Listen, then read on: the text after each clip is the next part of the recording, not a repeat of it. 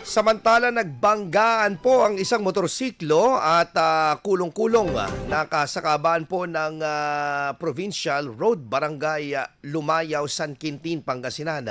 Batay po sa paunang investigasyon, 4 ang sakay po nung pong garong po na ito, no? O yung kulong-kulong na noon ay patungo po ng silangan ng biglang bumangga ang isang motorsiklong umano'y sumobra ang bilis po ng takbo.